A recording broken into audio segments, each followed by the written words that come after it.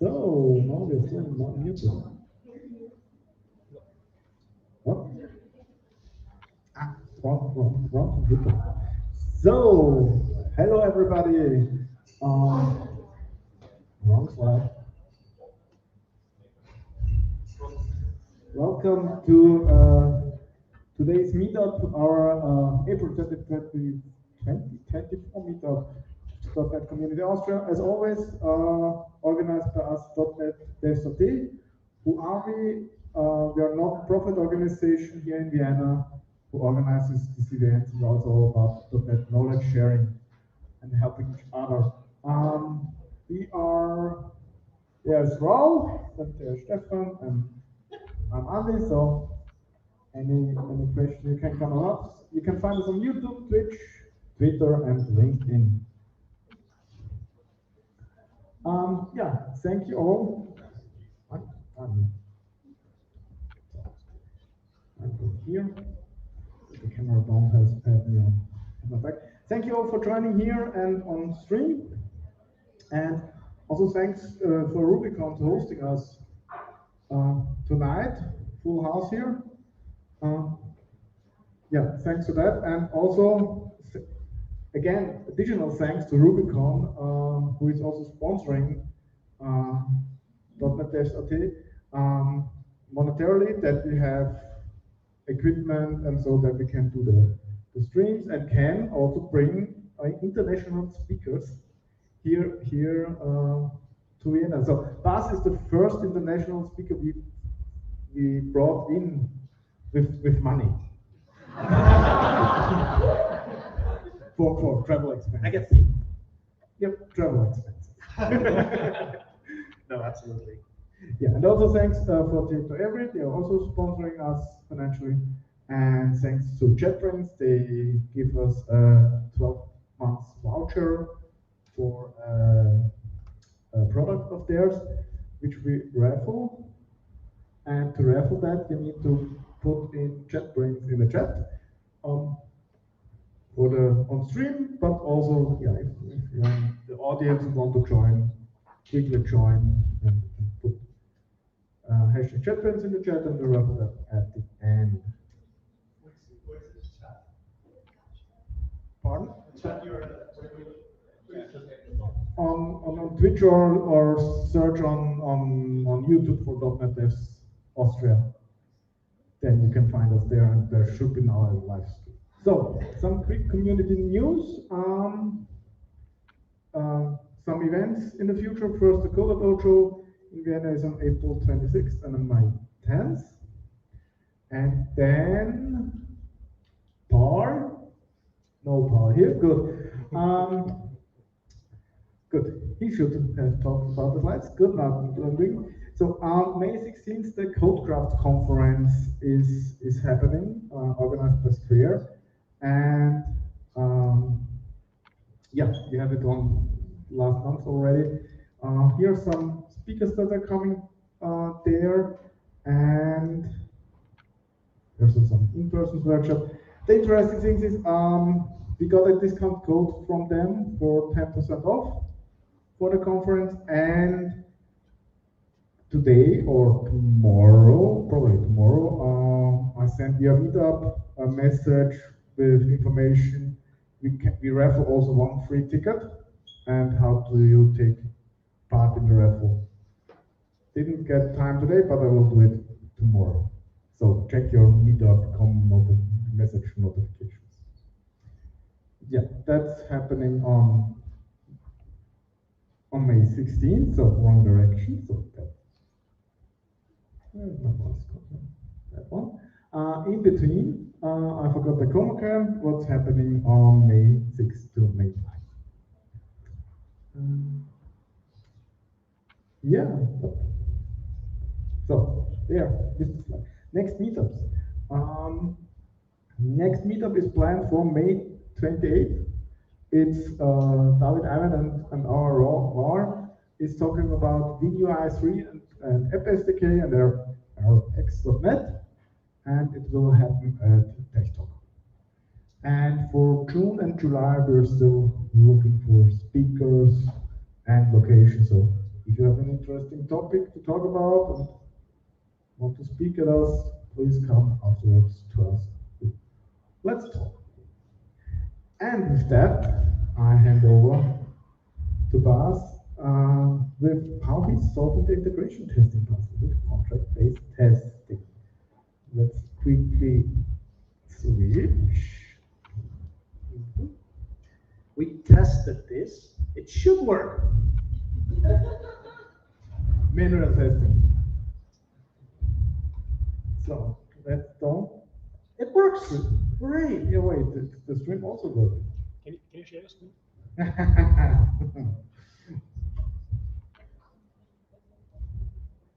So Bas, your stage. And if you have questions on stream, put it in the chat. Here, quick raise your hands that we can get with the microphones to you, that also the stream can hear you. And with that, now it's your stage, Bas. Thank you so much, Andy. First of all, also for me, thank you everybody for taking the time out of your day and your evening to join us. I don't know who it was just before the meetup in the leadership. Oh, we saw that 65 people registered for the in-person meetup, but don't worry, only about 20 of them are going to show up. We got a little bit more than 20, so thank you so much for that. I really appreciate it. Thank you again, Andy, for the invitation, and to Rubicon as well for hosting us, for having us. Could you move your microphone a little bit to the side? To which? To the away from the mouth. Yes, exactly. Away from you. Thank you very much. Better? Yes. Awesome. Over the back. All good? Good. Otherwise, you told me not to scream, but otherwise I just going to start the screen. As Andy already said, my name is Bas. I have the annoying habit of walking around when I talk a lot, so it might be that I'm blocking part of the view. Just yell, so get out of the way. I'll be fine. What I want to talk to you about today is solving the integration testing puzzle with contract testing. As I said, my name is Bas. I'm from the Netherlands and I have a confession to make. I am not a .NET developer. So, I'm sorry. I write some .NET code. I don't consider myself a .NET developer. I consider myself a tester, automation engineer, consultant, and trainer. So that's what I do. So who of you has heard of contract testing before? Oh, that's a lot of you. Why are you still here? Who of you has actively worked with contract testing? Much lower numbers. So what I'm going to talk to you about today is my interpretation of what contract testing is, the types of the problem that it tries to solve, especially again from a testing perspective, because that's what I do. That's what I've been doing for the last 18 years. How it works. Don't worry, there will be some code. There will be a demo, some live stuff. Not a lot of live coding actually, but I will show you a demo of what contract testing is. But I want to give you just a little bit of background information first about, again, the problems that we as testers and the proxy development teams face when we do integration, when we try to do integration testing in distributed systems. So a lot of people, when they hear people talk about contract testing, they immediately think, ooh, microservices. I don't really know what microservices actually are. I have a notion, but if I ask 5 people about their definition of microservices, I get like 6 different answers. It's a very hard thing to define, so I'd rather talk about distributed systems. So you don't necessarily have to adhere to a microservices-based architecture to benefit from contract testing and to suffer from the problems that contract testing is trying to address. For me, contract testing is basically all about finding an answer to this question. do all of the individual components and services that our software systems are constructed of communicate with one another. So unless you're one of those hipster monorepo, we're doing everything in a single repository and in a single team kind of organizations, you probably have distributed software development, distributed software testing. So we have different teams, different departments, sometimes entirely different companies, developing parts of what at some point should be an integrated and fully functional software system. And all of these teams, hopefully, and I'm going to assume things, which is a very dangerous thing to do as a tester, but I'm going to assume that all of these teams individually do everything that's in their power to deliver their components on time, on schedule, and with some sort of predefined notion of quality. So, yeah, I know, big assumption. That's a big if and a big assumption, I know that, but let's just assume that they do, just for the sake of argument. But the fact that all of these individual components work as they should doesn't mean that the system as a whole works as it should.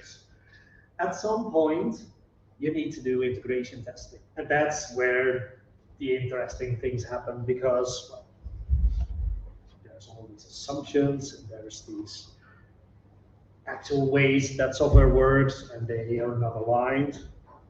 So for let's, as an example, take a very small software system. You'll also see these services, these components referenced in the code, so in the demo that we see in a moment. Let's say, for example, we have a service or a component that's responsible for managing data around addresses. That's developed in, let's call them team address, just well, because it's easy to remember. I'm going to assume that they do testing. They test against what they think are the specifications of this service, or against their interpretation of how this service should work. And so they maybe they use tools like Postman, SoapUI, or they use libraries like REST Assured or requests to write tests. But those tests, they are codified representations of their interpretations of how this service should work. The problem here is that they are not the consumers of the service. They are just the people who build the service. There's probably going to be all kinds of other components and services that are the actual consumers of this address service. Maybe there's an order service. An order has an address because at some point we all like to see our order delivered. So that's one consumer. They'll have their own expectations about the behavior of this provider service. And maybe there's another service there, a customer service. Again, the customer also has an address, maybe a billing or some kind of label address. And they too have their own expectations about how this address provider service should work. And of course you say, well, but we have specifications. We have a contract. True, that's part of it. It all, if you do contract first development, you at least capture some of this stuff, but that doesn't capture all of the behavior and the different ways that these services can work and can be implemented. So there's going to be, there's bound to be differences between how these consumers expect the service to work and how the service is actually going to work. So for example, maybe these consumers expect, in some situations, for a response to have a field called type with a value called delivery, but the provider doesn't return it. Or maybe they expect that type, and it is returned, but just formatted slightly different.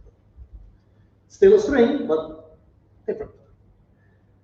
Dates and times, always a good one. So this is why I fear AI. So we've been writing software since I don't know when. We still can't get this right.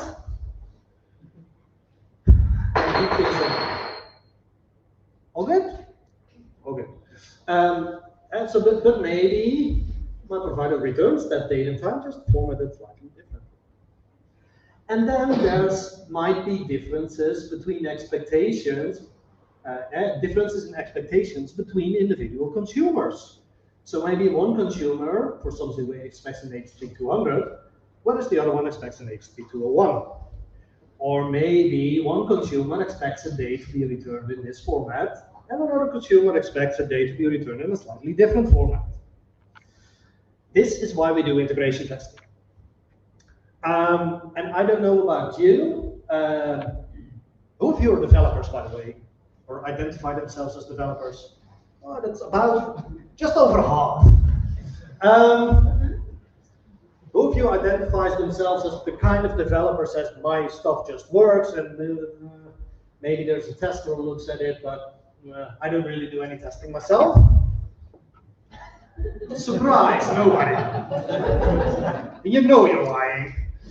But the way we traditionally tried to do this integration testing is by testing everything at once, or trying to test everything at once, meaning we frantically try to get builds or releases for all these individual components, stick them into some kind of shared testing environment, set them up with the right data, set them up with the right configuration, and then try to do all the testing that we want to do.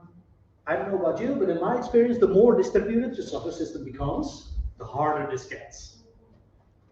And if you are managing to do this at all, it only happens very late in the process. I don't know if this is a thing in Austria as well, but in the Netherlands, we have some companies who employ people and even entire teams whose sole responsibility it is to make sure that we can do this integration testing. So all they do is basically run around all day asking different development teams is, how far along are you? Is there something that we can put into this integration environment? Can you set up the test data for me? Can we do the testing? Can we do integration testing? I don't know about you, but I'd probably resign after about a week. It doesn't really sound like a fun job to me. Maybe it will, that's just me. Maybe you say, oh, that sounds like a fun job. Not for me. Also, it is very inefficient. It happens very late.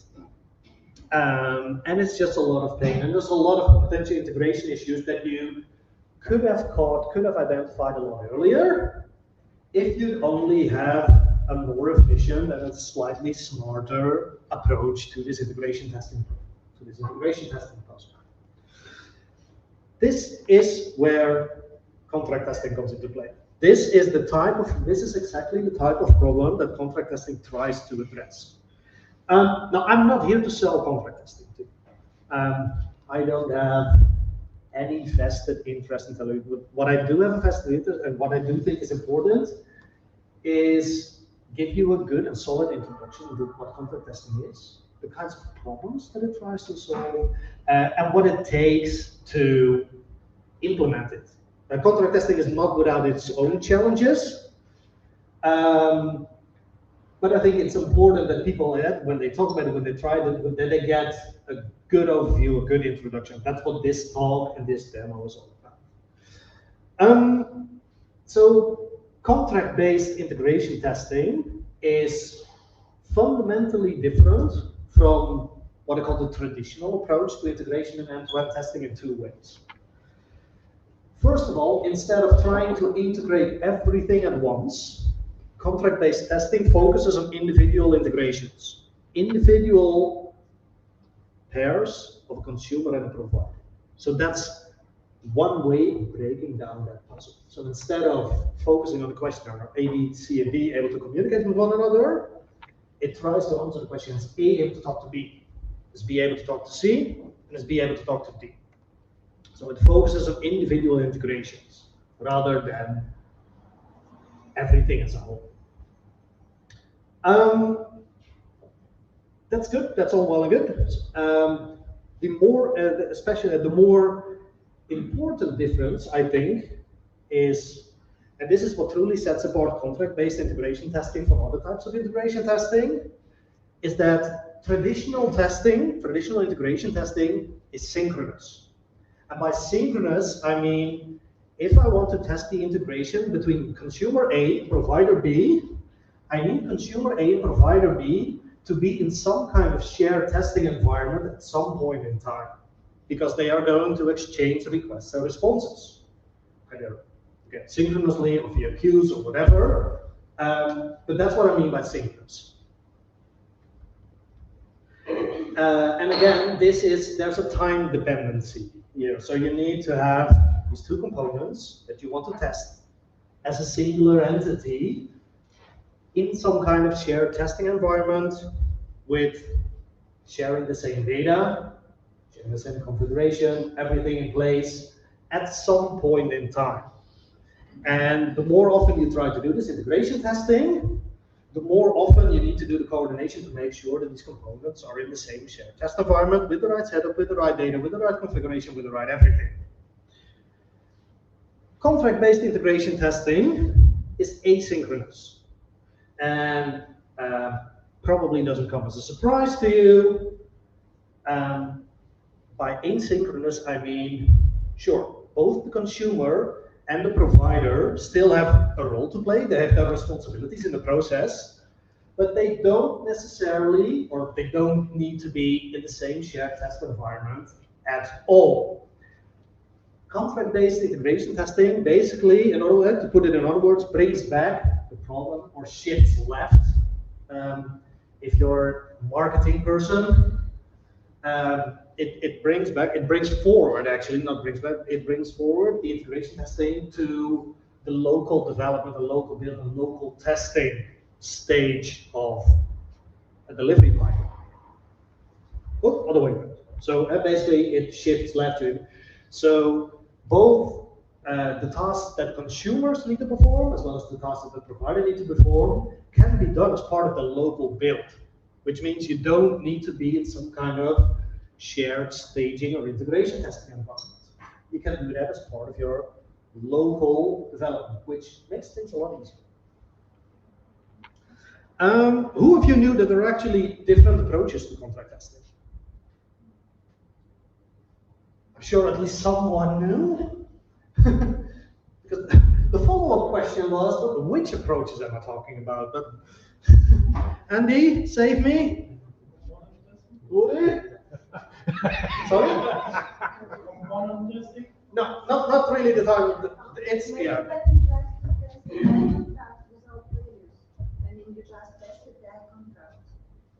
I'm sorry.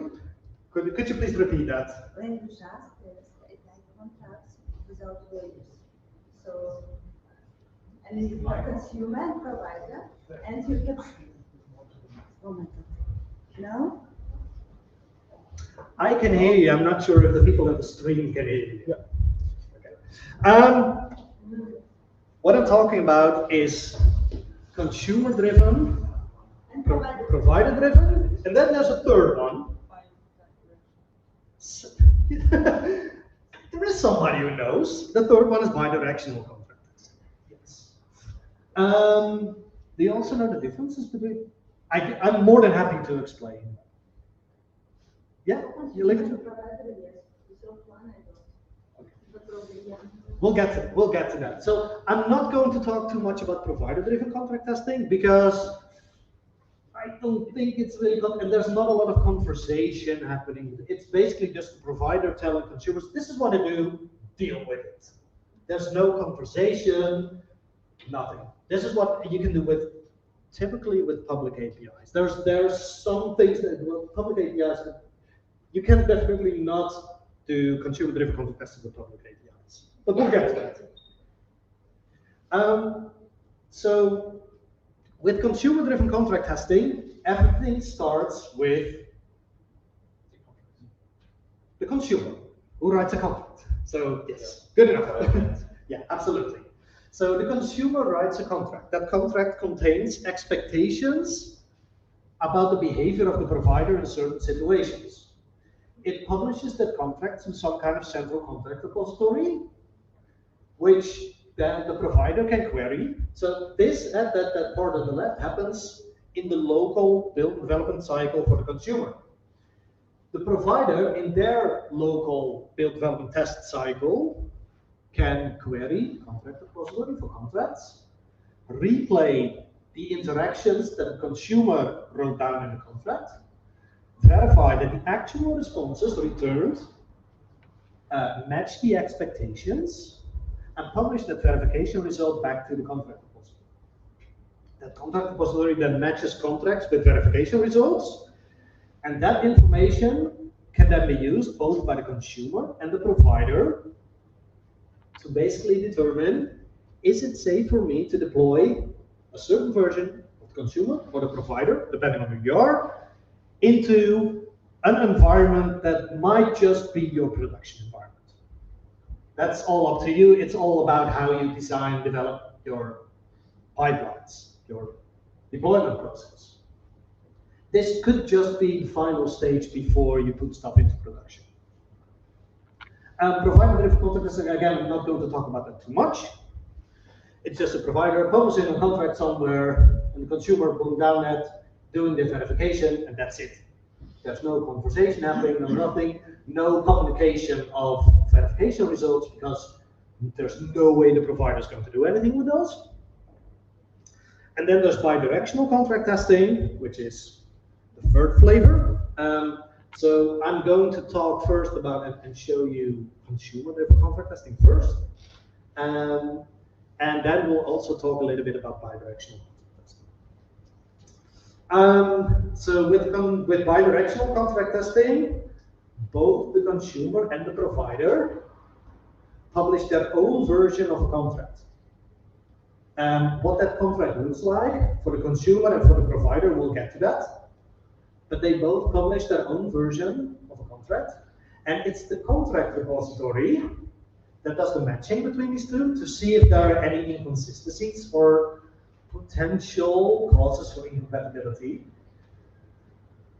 And then again, both the consumer and the provider can use the information, the results of that verification, to see if it's possible and to see if it's safe to deploy into production. By the way, I see some people frantically making pictures of the slides. I'm more than happy to, I don't know if we can publish these afterwards somewhere. So by all means, do take pictures. I'm more than happy for you to do that. If it's just to remember all the slides, and otherwise I'd be more than happy to send them to. So when we talk about contract testing, there's a lot of people who immediately start using PACT because it's a very popular contract testing tool. But PACT only does consumer-driven contract testing. And consumer-driven contract testing is great. It's the richest form of contract testing out of the three. It's also the most difficult to implement. It also takes the most work, takes the most time, therefore the most money. The first question that you should ask yourself when you start doing contract testing as a means to solve that integration testing puzzle is, well, what kind of contract testing actually best applies to my specific context, to my specific situation? What's actually the second question, because the first question should be, what's the problem that we're trying to solve in the first place? And is contract testing really something that can help us? And I know, because contract testing, again, it's quite labor intensive. You can get a lot of good information out of it, but it takes time. It takes effort, and therefore it takes money to do this. Let's talk about CDCT, or consumer-driven contract testing. The way consumer-driven contract testing works, you formalize, and you have tools that help you formalize expectations from the consumer about the behavior of the provider in contracts. And that tooling can also help you on the provider side to check that the provider meets the expectations written down by the consumers in these contracts. The good thing for the providers is that they can basically develop and refactor without fear of breaking stuff, because they know what the consumers expect of them. And it's a great way for the consumers to build trust in the providers to keep working. So there's a couple of different tools out there. So I'm going to list two of them. There are some other tools that sort of kind of claim that they do consumer-driven contract testing, but they actually do something different. The best known one is probably Pact, which is available for many, many different languages. And the nice thing about Pact is that the contracts are interchangeable. So if my consumer is written in Java, am I allowed to mention that programming language here? Oh, sure. Sure. Okay. This is a .NET meeting after all. So if my consumer is written in Java and I have the Pact consumer library bindings in Java to generate my contract, I can publish that to a provider written in .NET, and it will be able to verify that contract. So it's cross language. The other one that I know that does true consumer-driven contract testing is Spring Cloud Contract, but again, that's that language that we don't talk about here. No, I'm joking. I'm joking here, but I don't have too much experience with Spring Cloud Contract. It's probably a fantastic tool, but as you can probably get from the name, it's Java only, and as you could probably guess by the name, it's part of the Spring ecosystem. So it only really works if all of your services and all of your components are written in Spring, which might be true for some contexts, but not for all. So let's talk about and let's have a closer look at Pact and how that works. This is how Pact works, basically, and there is one arrow missing. This is not a diagram I created myself. There's an arrow that's missing from the consumer to the contract, because it's the consumer who generates the contract.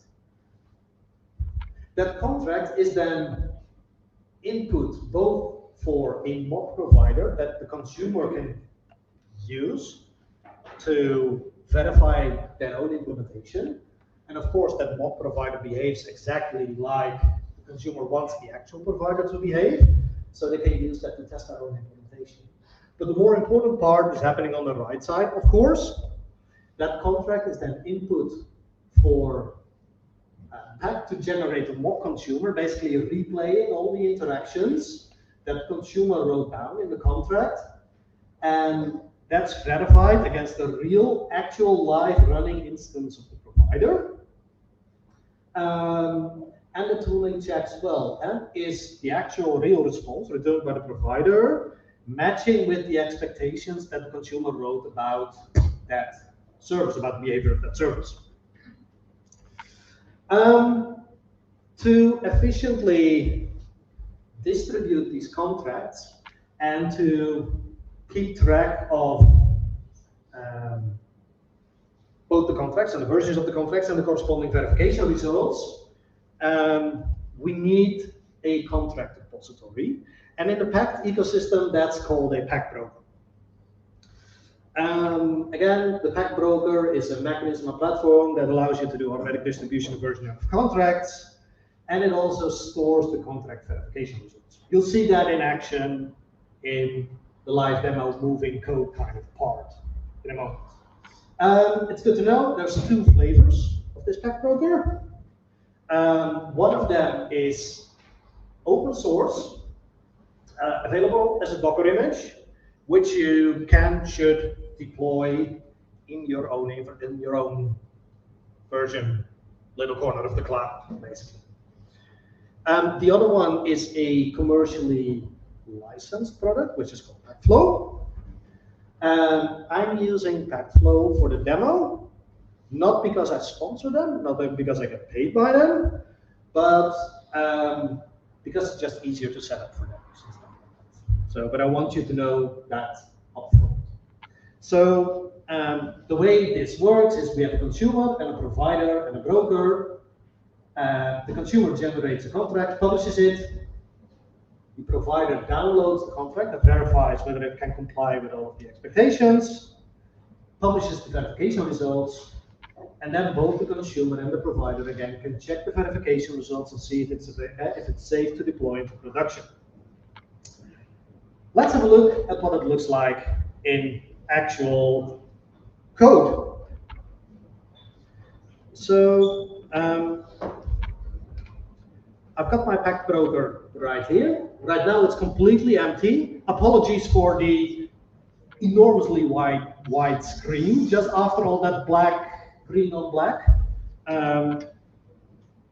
I'm going to, again, like Amy Winehouse did, back to black, and then we're going to back to, it's going to change a couple of times. So what I've got here is my consumer side tests. And again, this is my order consumer. So this is a service that's responsible for managing and taking care of the life cycle of data around orders in, let's say, a web shop, something like that. And they depend on some kind of downstream address service. And there's a couple of different types of operations that this order consumer can perform. And I've grouped them into according to the HTTP verb that I'm using. So this is just around the HTTP get. And the consumer identified 3 different kinds of behavior. Could you maybe zoom in a little and potentially hide the Solution Explorer so we get more space? Yes, of course. I'm not going to completely hide it because I need to switch. Is this better? Oh, good. Thanks. So I've got a test here for the situation that an address. So this is also immediately the most complex of the situations, the most elaborate one. It's what happens if the address ID that I'm retrieving actually exists. So in that case, I expect the provider to respond with an HTTP 200 and a JSON body. Oh, come on. That matches these expectations. So I needed to I am expecting it to match this structure, meaning I'm expecting it to contain an ID field that matches a certain regular expression. It's the regular expression that matches a UUID. I need an address type field that matches this example on type. Basically, this is packed speak for I need an address type field in the response, and it should be a string. Why is there an example value there? Because again, packed also generates a mock provider, which the consumer can then use to test their implementation, and to populate the responses for the mock provider, it needs some actual values. So that's why these concrete values are in there. So there's a couple of regular expressions there, and then there's just type match. The packed syntax is a little bit weird sometimes because you have match.type for strings and then match.integer for integers. I don't know. I didn't come up with this. So these are the expectations about the shape of the response of the provider. So I'm not I try to refrain from saying for this specific address ID, I want this specific street name to be returned, for example, because what I'm doing then, I'm no longer testing the integration between my consumer and my provider. I'm testing the implementation of my provider. That's not the responsibility of contract testing. That would have been the responsibility of the address provider team themselves. No matter if they do, but this is a very expensive way to test functional correctness of my provider. This is a great way to test the integration between the consumer and the provider. So I've got my test here that both verifies the implementation of the consumer and writes these expectations to the contract. I've got a couple of different ones here for what happens if the address ID does not exist. Well, the only expectation really is not found, so for and for an invalid address ID, it's an HTTP 400. So those are the only expectations really. To make sure that the provider is actually set up to process this correctly, we have these given statements that you see on line 34, for example. this is the consumer telling the provider about the initial state it expects before you replay a certain interaction. And yes, this is one of the problems or one of the challenges with contract testing. It's the consumers telling the providers what to do. And I don't know about you, but most developers I know don't like people from different teams telling them what to do. But it is something that comes with this approach to contract testing, these provider states, as they are called, which is, again, something dictated by the consumer, but the provider's responsibility to handle. If I run the test on the consumer side, so there's more operations here for an HTTP delete and HTTP post. It's basically more of the same.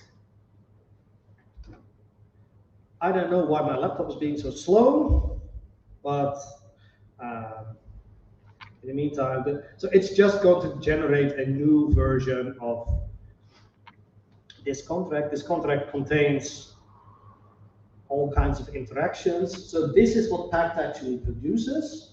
So a list of interactions complete with an identifier. Well, I'm this consumer, and this is a contract for specifically meant for this provider. So it's good to keep in mind a contract is an agreement between a single consumer and a single provider. And then there's this, there's all the information that we wrote down in our code, just in a slightly different format. So, but this is a format, again, that's that can be parsed by all Pact libraries, not just the .NET ones, but also Java and JavaScript and the Ruby and all these kinds of things. So let's see. Good Lord, it's slow. Anyway, it should be fine though. It's starting to do something. So this is what, again, what Pact produces. The next step is, again, so now as a consumer, this is something, again, something, because I don't need an actual provider to do this, because for now on the consumer side, the provider is not, so I can do this as part of my local development activities. The next thing I need to do is publish this contract to the provider and identifying myself with a specific consumer app version. So so how does it know where my Pact broker actually lives? Environment variables. I'm not going to show you this. It's just this endpoint and an authentication token. So if I publish this, again, this might take a while. It takes that contract, that JSON file, and publishes it to my broker. Again, I have no idea what's so slow, but let's see in the meantime if I can. Yeah, it's done, but there's, let's see, it's the task manager itself. That's interesting. We'll have to make do. I'll just talk over it. And we'll do a refresh. What I've got now is, there we are, a contract in my Pact broker. By the way, again, this is PactFlow. Everything I'm doing here, you can do with the free open source self-hosted version of the Pact broker as well. So I have an as of yet unverified contract associated with consumer version 1, and I can even take a closer look at all the interactions and some metadata and stuff like that. On the provider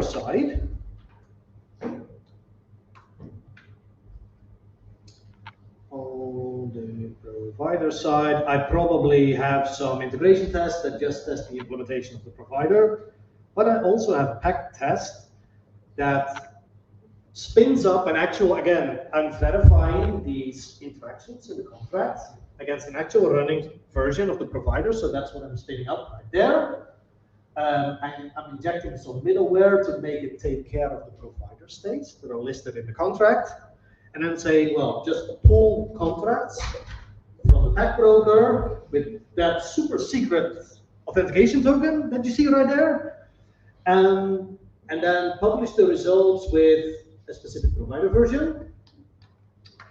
And if I do that, it's going to pull the contract, the relevant contracts from the broker, replay all the interactions, and then publish the associated verification results. So that's what it's doing right here, right now. If all goes well, and it all was well the last time I tried this, and it is well right now, all of my tests passed, because as of now, there are no known integration issues.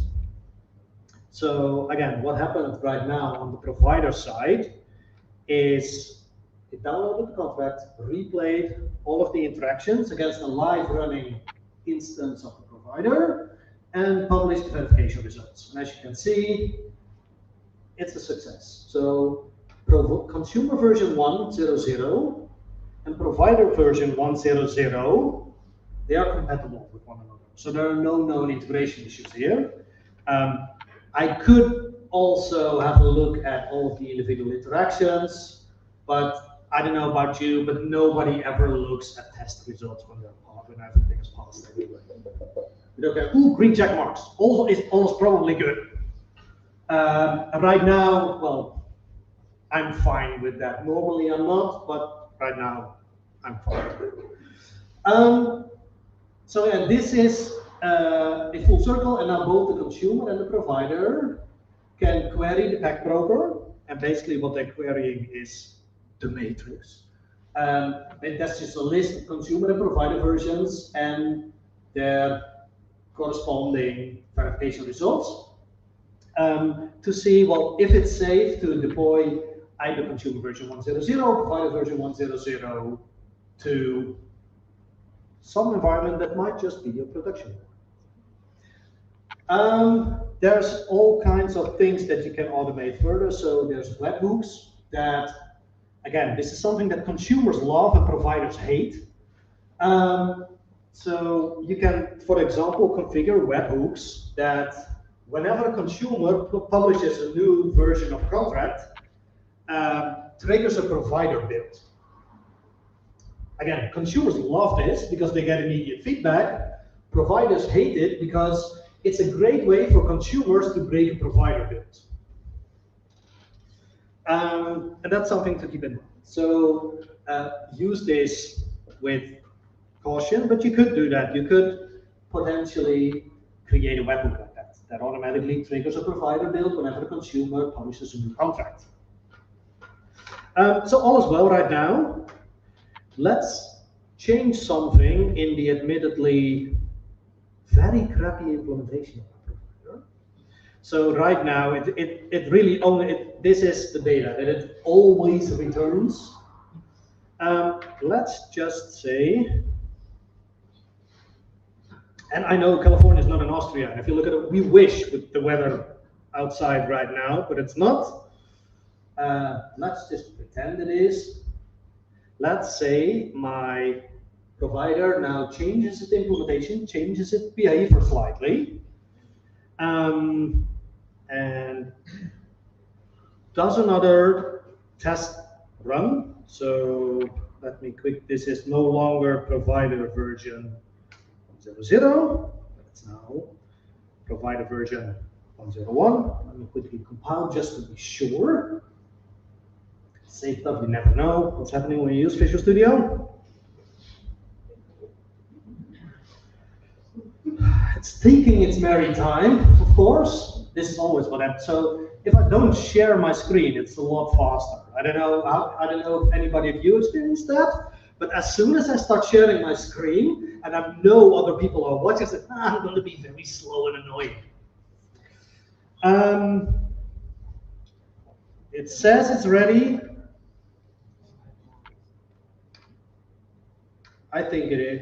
It's still starting build, doing stuff. Build complete. Awesome. If I run the tests again on the provider side, again, this new implementation, new version of the provider.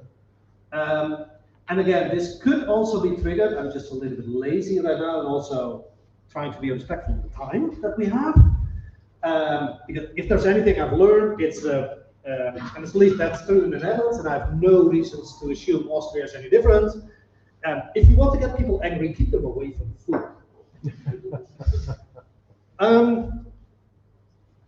We have a problem here. So my provider build broke because the consumer contract was unchanged. So one of the expectations that was in the consumer contract is that the value of the country field should be, oh, did I close it?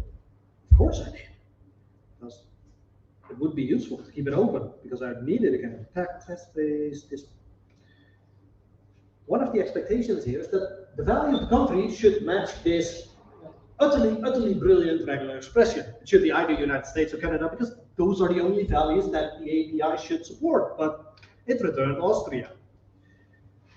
If we look at the feedback in our pack broker, you can see now that these two versions are still compatible.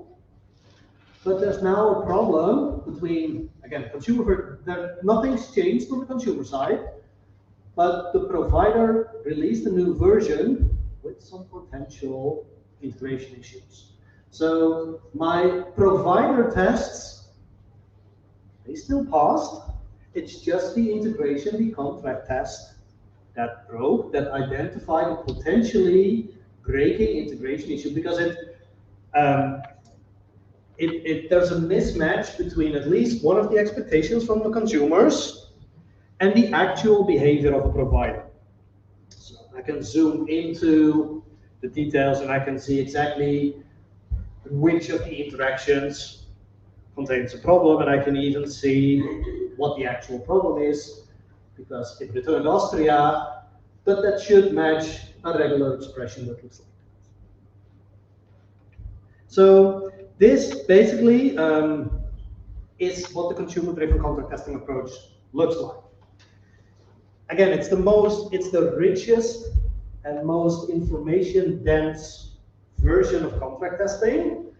It's also the most complex and the type of contract testing that comes with the most challenges. And for some reason, it's the type of contract testing people immediately jump to because they've heard about PACT. PACT is wonderful. The people behind PACT are absolutely wonderful.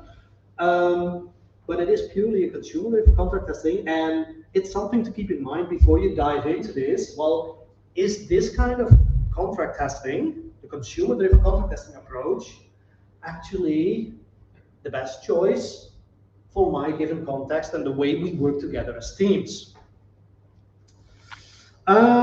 Some useful resources about consumer-driven contract testing. Just the PACT documentation is great.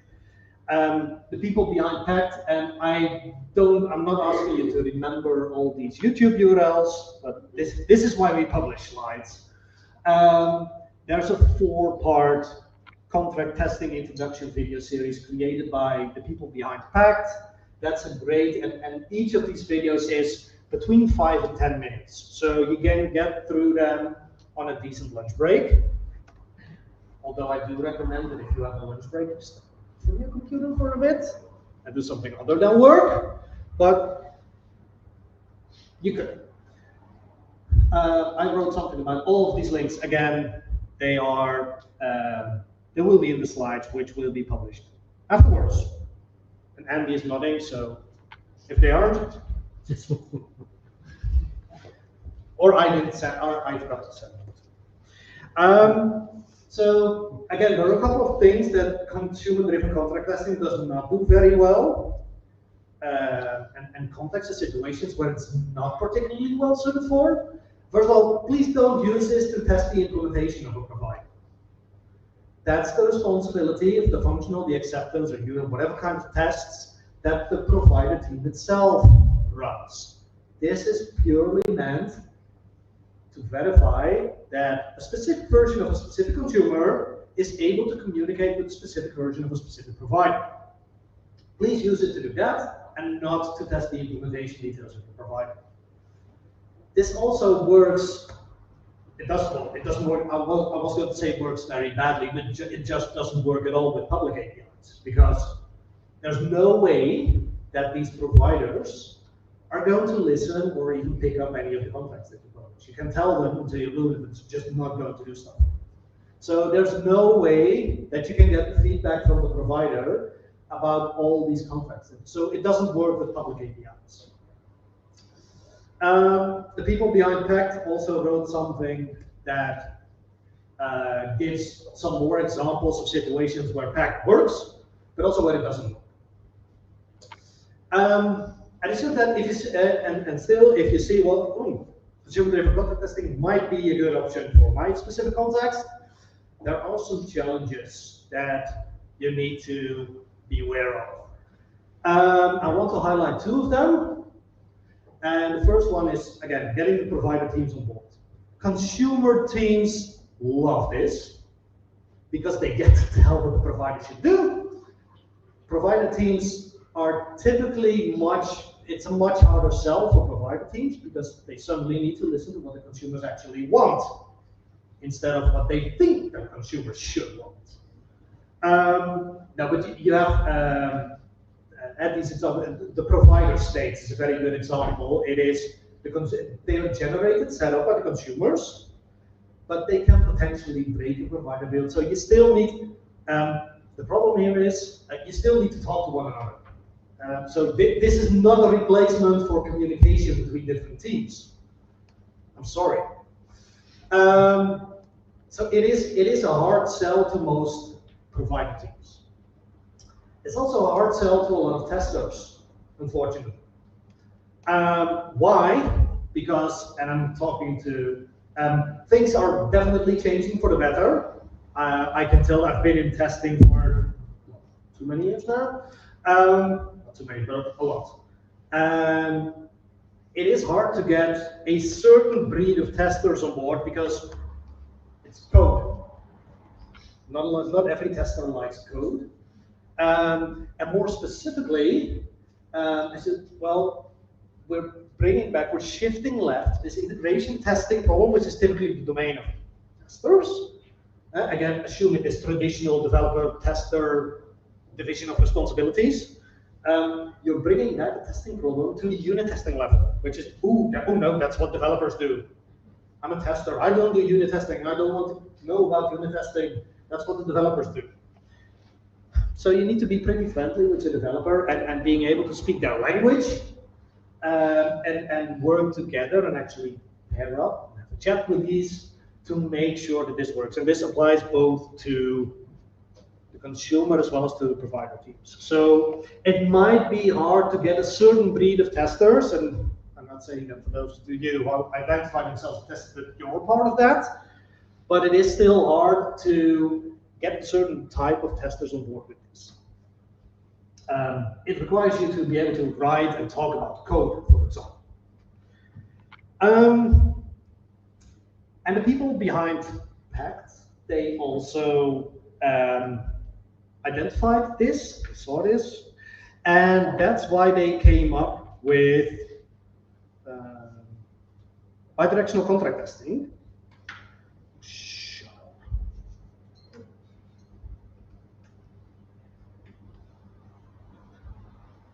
I hate Git telling me what to do.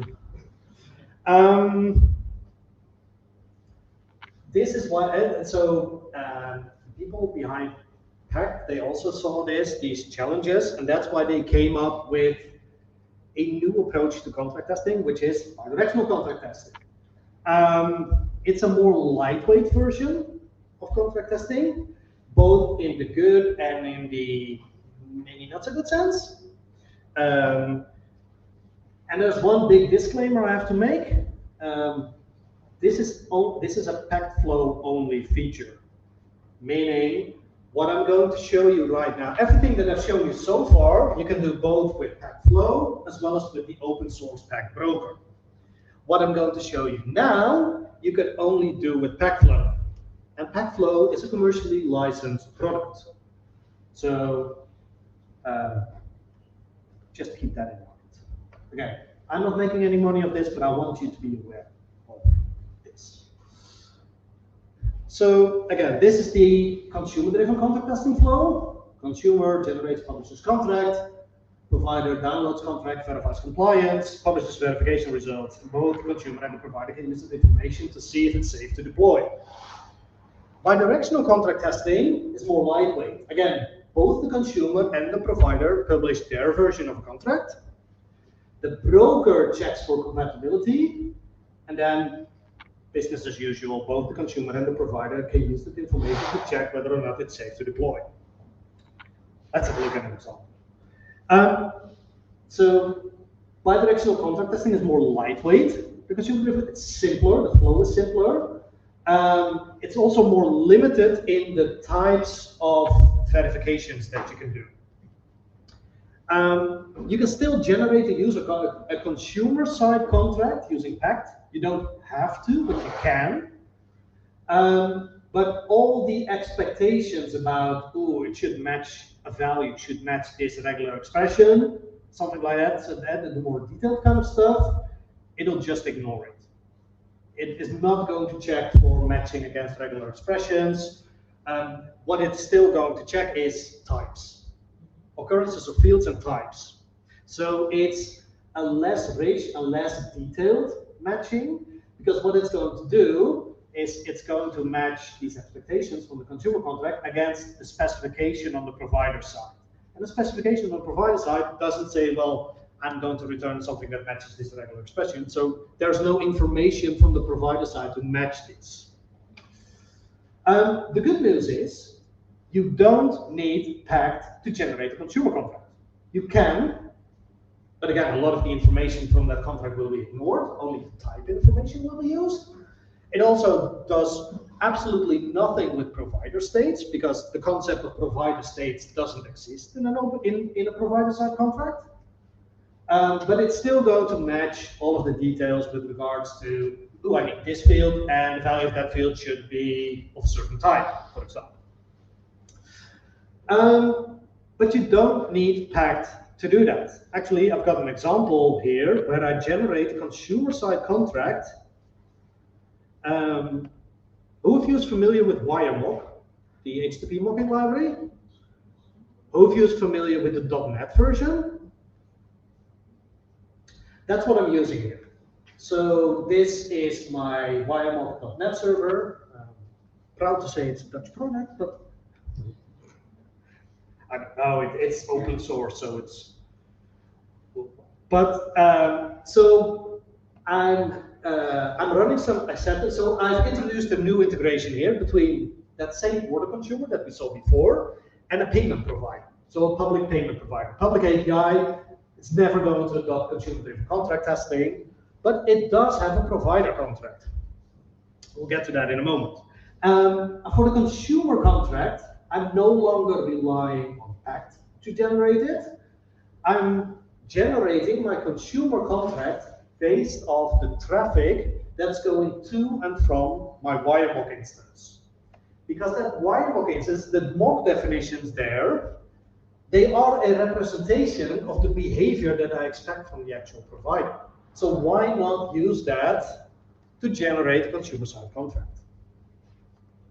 So what I've done here is identify a consumer and a provider, and just before I stop my WireMock server, I'm saying, well, just write the contract to that same PACT spool just now. So every time a consumer hits WireMock and it sends back a response, it records that response, and just before the server is stopped, it writes that recording in a PACT compatible format to a specific file. So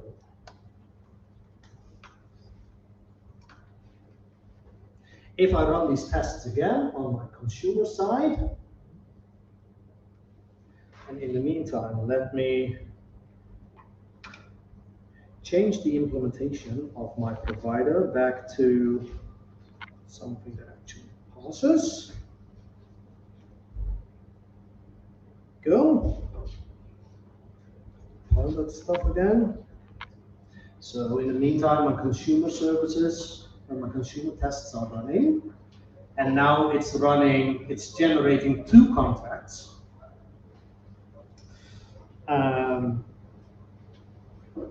One for the integration between the order consumer and the address provider, which, well, we had already, but another contract for the integration between the order consumer and the payment provider. And let me publish that contract as well. Publish acts this one, and it's still consumer app version 1.0. So this will publish my typo. Double dash. Thank you. Did you mean? Oh, it even tells me which one it probably. So again, this is my consumer contract, and with bidirectional contract, I mean both a consumer contract and a provider contract. Right now, there's really only one option for a provider contract. That's the Open API specification. That's where I pull out Postman. Again, sorry for all the white screen thingy. It keeps you awake, you know? That all these switches, hopefully, maybe. I don't know if you need it, but what this is doing is basically publishing my provider-side contract to Packflow. So the identification, this is the identification of the provider, and this is the corresponding version. And this huge payload is basically the Open API specification, base64 encoded. There's some additional values that I can add here. So verification result, this is basically an audit trail that the provider can also publish to say, well, these are the tests that I did, for example. That's it. And when I publish that,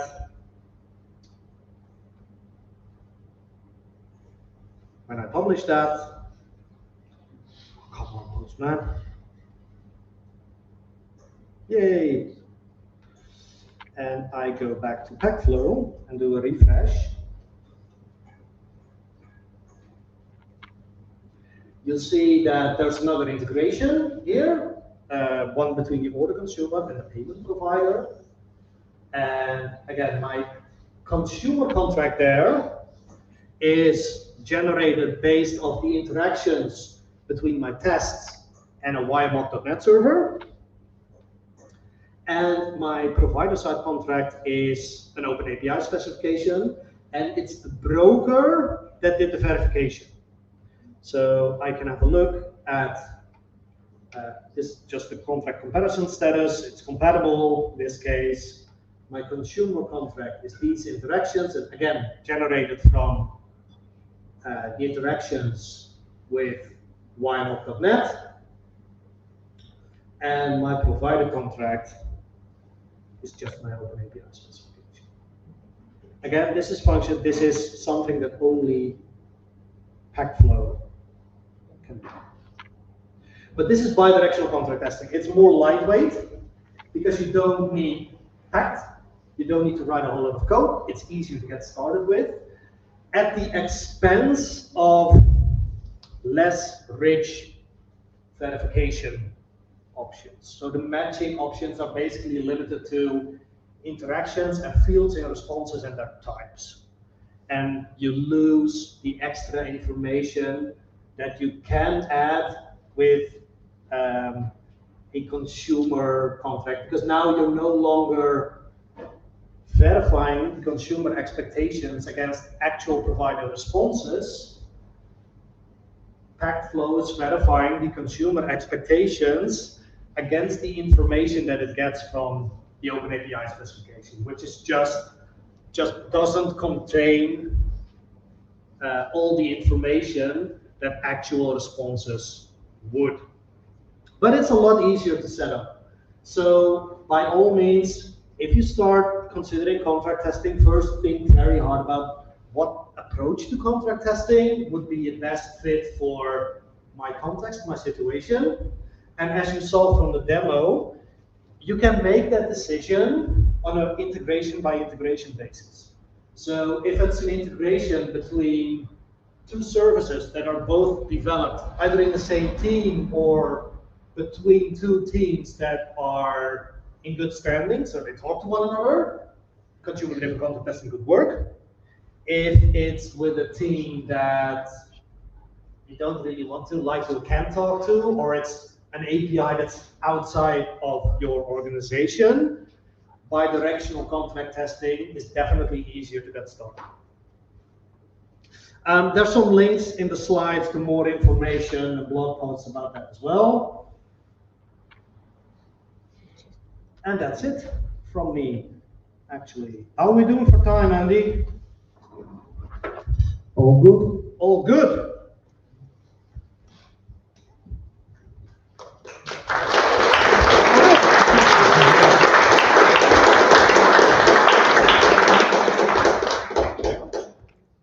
Any questions, comments, remarks? Sure. So this concept on works only with single requests, or you can chain requests, and like, since you're working against a provider instance, you can chain multiple requests and verify the results against consecutive requests. No. You specify the expectations for individual requests. Sure, you will have certain consumer-side scenarios where you chain multiple requests together, but you'll have to record them in a contract as being individual things. But nothing keeps you from adding multiple expectations from a consumer side for for example, an HTTP GET that returns to 200, but you just have slightly different expectations in scenario A compared to scenario B. So you can record that multiple times, but you have to be very specific with the provider state about, oh, this is what I'm actually expecting you to do. You make it a little bit more complicated, but technically it's definitely possible. But one warning is that you are getting very close to testing the implementation of the provider rather than the integration between the consumer and the provider. So be very careful when you do stuff like this. Technically, absolutely possible, but you're on the verge of using a very expensive way of testing to test something that basically the provider should have done themselves. So that's something to keep in mind.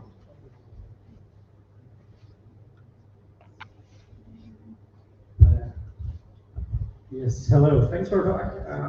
We have one question. We kind of tried it out to integrate PACT, and we failed. And our biggest issue was that, of course, we wanted to run this test in our pipeline, because we wanted to make sure that we do not merge anything where the client isn't ready for it. And the biggest challenge we faced was, we already said that we are basically starting testing against the real implementation of the provider in the end, or you start the provider and test against the consumer contractor. Yes. Our main problem was to actually start up the provider there with all its dependency, because sometimes you need a database, you need a Redis cache, you need maybe another downstream service, but you know how things go. So how would you solve that problem? It depends. I hate that answer, but I just had to say it.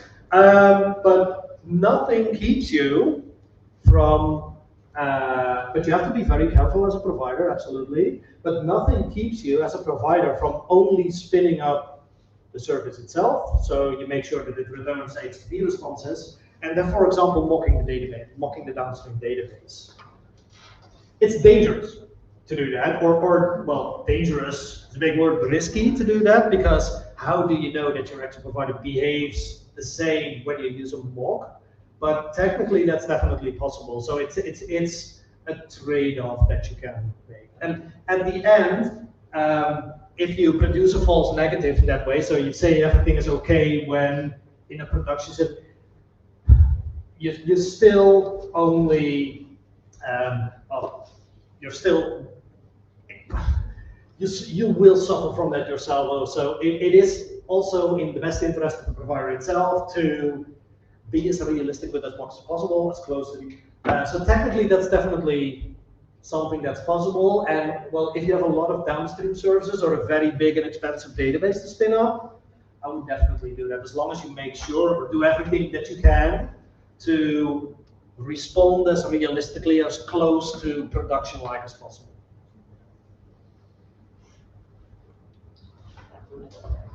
I mean, in our personal experience, it was very difficult to convince the developers because they said it's very steep learning curve. It's very hard to implement, and you can only test a limited set of things anyway.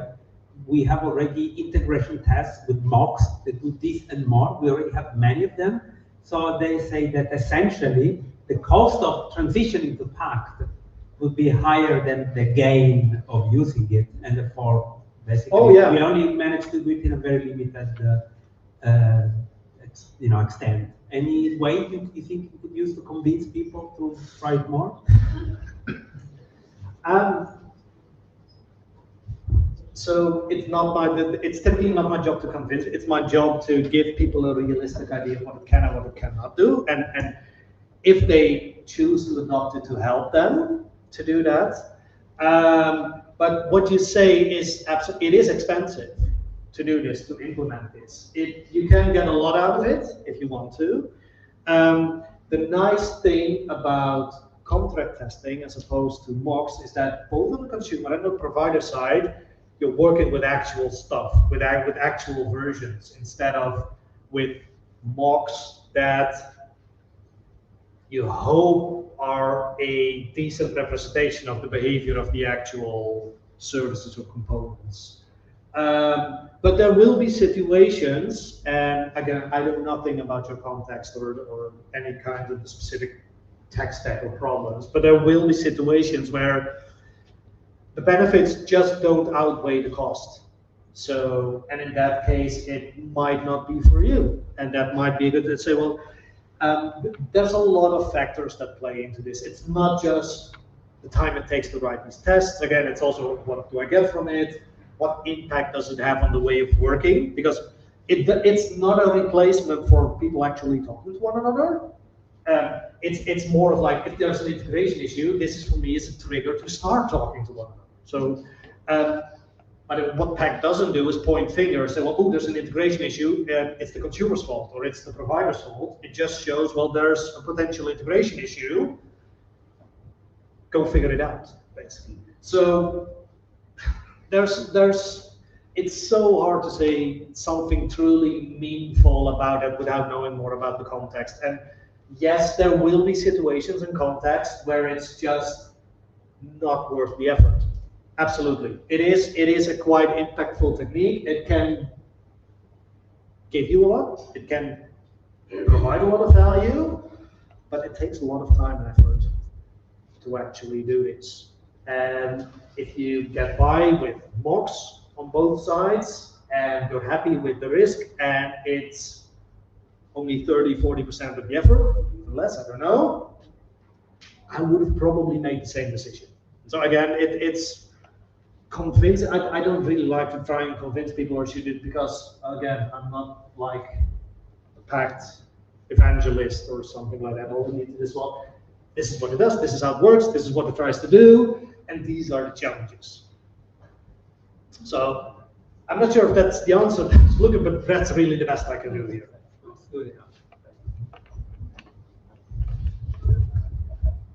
Hello, I'm Barbara, by the way. I'm the founder of Women in Code. So maybe some of you heard it already. So small shout out. We have meetups now too. Awesome. Female only, by the way. But my question, sorry. But my question is, I'm a Java developer, so I hope this is a diverse meeting.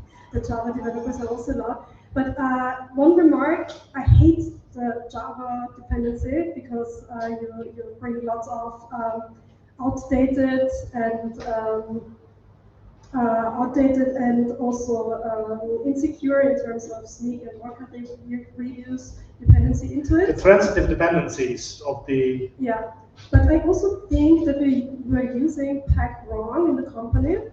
And I mean, I have a question for you because this was up to discussion in our company, and I had an opinion on that, and another one had another opinion on that. That's why I asked it. Where would you put the PAC test, the contract tests? Would you put it with the code? And this would also, like, would you put it, I'm a backend developer, so I would naturally put it together with my integration tests into the same code test directory. But shouldn't you, and this would also probably also solve the issue of the pipeline, pipeline configuration, would you put it into a separate directory, like you put the load tests or performance tests? So lots of follow-up questions. First of all, are you talking about the consumer or the provider side? I mean, I'm a backend developer, so I'm the producer in this case. Well, it doesn't have to be. Sorry, provider. The provider, yeah, no, that's fine. It doesn't, well, you can still be the consumer of other downstream services, so that's why I was asking. I'm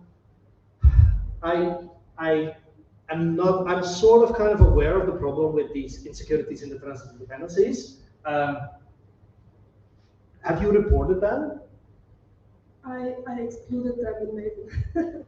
That's, So that's that's not an answer to my question. No. No. I'm sure you're not the only one who's... Also not the PAC support, that's fine. The main question was where to put the contract tests. Together with So the contract verification tests on the provider side.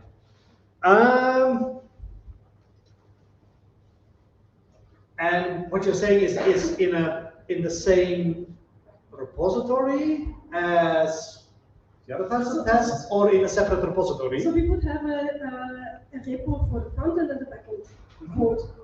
So the front end would be the consumer. The consumer, and the back end is the and the backend is the provider. Yeah, I think I get the picture. Yeah. I think.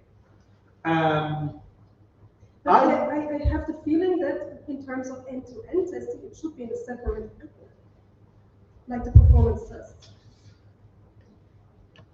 I don't know. I don't think so. But that's my opinion. That I would put everything. I would even put the performance tests in the same directory if they're using. So if, for example, you use Java and, for example, your performance tests are Gatling based, something like that. You can, why not just put that in the same repository? In the end, it all runs on the JVM anyway. And you can pretty simply say, well, right now, at this stage in my pipeline, I only want to run this part of my test. So only the unit tests, only the integration, only the acceptance, only the performance, only the contract verification tests. That's pretty easy to do. Just filter which parts of the test you want to run. The reason I would put that in the same repository because that just increases the chance of collaboration. The risk of putting it into a separate repository is that it will be owned by separate people in your team, and that a lot of the other people not really, oh no, I'm not touching that. That's their responsibility instead of a shared responsibility. Again, there's probably arguments to the opposite, but given the information, in general, given the information, I would do it in the same repository. But that's what I advise pretty much everybody. If you can, just put all of your tests, no matter if it's unit integration, end-to-end, functional performance, whatever kinds of tests, just put it in the same repository and make it a team effort and make it a team responsibility. All right, thanks.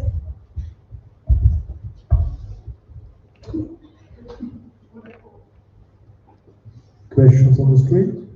No? I have one. Oh boy. You saved the most difficult one for last. No, I don't think so. Scenarios, you have your provider is producing an open API spec, and you know that every client is generated out of the open API spec. Would you still do contract testing? It depends. And on what? I hate this answer, but because again, there's no just one right or wrong or canned answer to this. So what it would depend on is A, risk. Everything in testing is driven by risk, and B, it is it's contracts are static and generated out of specs. And when you do contract first, I see a lot of. If that's enough for you, and it's much more light. Obviously, it's much more lightweight than this type of contract testing. By all means, go with. That's what I mean with what's the risk. But what you don't get out of that, for example, is, oh, in this specific situation, I'm returning this field with a value that matches this regular expression, or I'm returning an array with at least this number of elements in there, those kinds of things. You don't get that with schema-based auto-generated tests. And it's something that you can do with contract-based testing. So it's richer, it's more dynamic, but it's also a bigger effort. So again, that's why I say it depends a lot on what do I want to test, what are the standard. If it's just a very, very simple CRUD API, I would probably also go with just something like that. If it's something that exposes business logic or some more richer interactions, I might definitely consider this approach. Okay, thanks. Good. I think it's time for people to start mingling and chatting. Yeah, good. Bring some. So, in a moment, you need to report. You want to the HDMI again? Yes. Absolutely. Good to see you.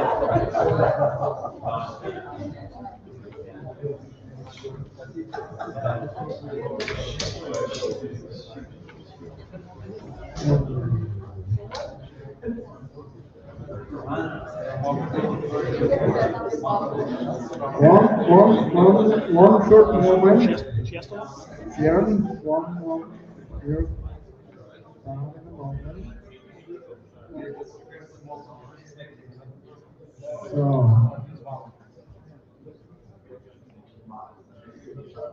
Good. So. Thank you, Bas, for the talk. Thank you again for having me, Andy.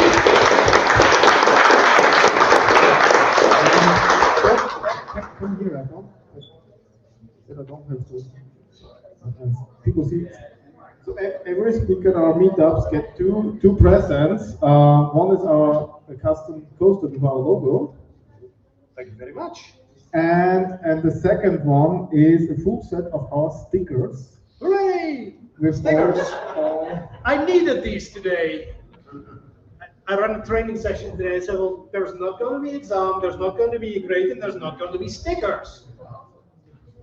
Now there are stickers, but now it's too late. No, it's So I'll just have to keep them myself. Yes. Thank you so much. So, and everybody else can have a sticker. It's our new logo. Today's color is yellow, so I'm here back with the stickers. We have every meetup we have a different color, so you can collect them. Why yellow? I think Rubicon's color is yellow. Maybe okay. Depending on the location. I would have, well, that's probably just the Dutch one. I would have preferred orange. But It's in a center. You have to complete. I've got the Ooh. And you have also the Christmas special one that's not here. Good. prices start at, well. Yeah, thanks again to our sponsors, Team Avery, Rubicon, and JetBrains. And now we do quickly the JetBrains raffle. I need to find my mouse. And 20 entries, and that's a lot.